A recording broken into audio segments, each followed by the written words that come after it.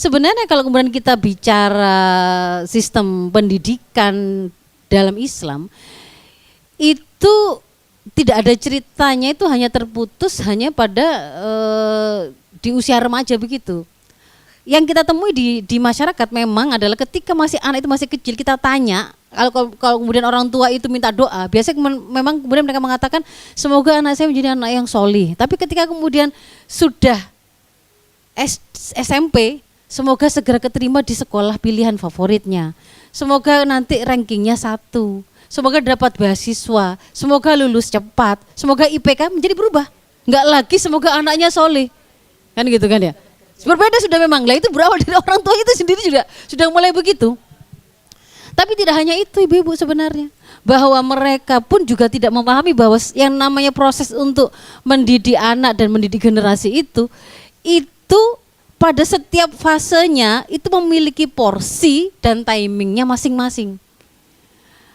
Ketika kemudian kalau kita pakai sederhana apa yang diberikan arahan oleh Imam terkait dengan bagaimana sih prinsipnya kita mendidik anak-anak kita. 7 tahun pertama pakai pembagian tiga dari 7 tahun kan. 7 tahun pertama, 7 tahun kedua, 7 tahun ketiga. Ini sebenarnya kalau kemudian kita paskan dengan kita memahami fakta tumbuh kembang anak, ini memang pas gitu. 7 tahun pertama usia dini. Di situ adalah usia di mana privilege itu sebenarnya itu ada pada orang tua. Dan itu biasanya para ibu-ibu justru sudah melewatkan kesempatan privilege masa istimewa dia, anak itu mestinya paling gampang, paling alami pasti dekat dengan ibunya, itu dia buang. Dia kasihkan ke orang lain. Dan ketika dia melepaskannya kepada orang lain, sebenarnya pada saat itu dia sudah membuang sebuah kredit point yang saatnya nanti di usia 7 tahun kedua, di mana di 7 tahun kedua itu berbeda dengan 7 tahun pertama yang penekanan itu lebih kepada memberikan hikmah atau pelayanan, karena kan perlakukan anakmu di 7 tahun pertama seperti raja, memberikan hikmah, pelayanan. Kalau mereka nggak dilayani, mereka nggak hidup. Sehingga siapa yang paling banyak hands on memberikan pelayanan pada anak, disitulah dia pasti secara alami pasti dekat dengan anak. Dan kedekatan itu sebenarnya modal untuk nanti dia masuk ke 7 tahun kedua. 7 tahun kedua itu kita sedang membangun profil Syahsyah Islamiyah, install Sakofa, memberi contoh gimana pemahaman itu dipakai untuk mensolusi setiap persoalan yang mereka hadapi. Bagaimana mereka mengendalikan hawa nafsu baik berupa naluri ataupun kebutuhan jasmaninya.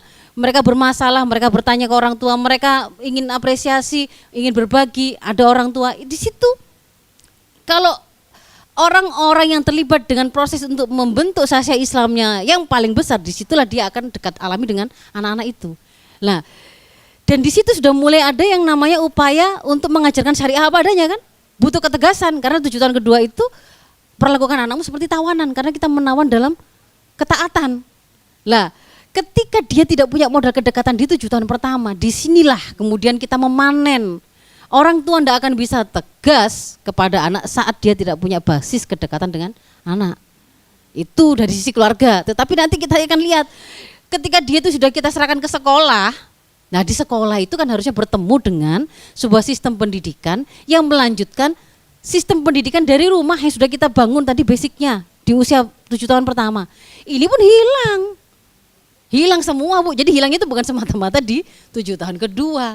Sejak dari 7 tahun pertama itu, kenapa kok orang tua tidak melakukan tugasnya di usia dini itu dengan baik? Ya karena mereka pada waktu dia masih muda, usia sekolah yang tiap hari dia harus pergi pagi pulang sore puluhan tahun, itu tidak mengajari mereka sama sekali bagaimana cara menjadi orang tua. Sistem pendidikannya kan gitu kan ya. Jadi di situ kita bisa lihat, ini berarti porsinya bukan karena semata-mata ibu, bukan semata-mata orang tua atau keluarga, tetapi di situ memang sebuah interaksi yang erat antara penanggung jawab pendidikan utama dan utama memang adalah orang tua. Tetapi kemudian di situ ada masa anak itu memang harus kita perkenalkan dengan guru-guru lain untuk menghebatkan mereka, untuk memberi modal kepada mereka penguasaan ilmu, sakofa, skill untuk dia mengelola bumi. Dan itu membutuhkan sebuah sistem pendidikan, kan begitu, ada sekolah, ada guru-guru lain. Juga ada porsi masyarakat yang itu menjadi sekolah besar anak-anak kita. Itu sekolah besar mereka. Mereka belajar bullying bukan diajari gurunya. Mereka belajar bullying itu ketika nonton sinetron, oh enaknya ya jadi anak yang kaya, punya banyak dayang-dayang, kemudian tinggal bilang begini, pukul itu. Teman-temannya kemudian menjilat-jilat untuk memukul apa yang disuruh, yang diperintahkan. Nah itu kan dia lihat di situ. Dari tontonan-tontonan ini. Masyarakat itu warnanya seperti apa ditentukan oleh kebijakan apa yang sebenarnya sedang diterapkan untuk mengatur interaksi di tengah masyarakat itu. Oleh siapa? Negara. Jadi lubang kita itu di semua level kalau hari ini. Di semua level. Jadi kalau mau melakukan perubahan secara holistik, ya enggak bisa kalau kemudian solusinya harus kepada keluarga. Enggak akan sanggup dan justru itu akan membuat situasi di mana keluarga ataupun orang tua itu merasa putus asa karena dia dipaksa menyempurnakan sesuatu di luar batas kemampuannya. Gitu. Ya jadi harus dipahami memang posisinya persoalannya seperti itu dan solusinya seperti itu.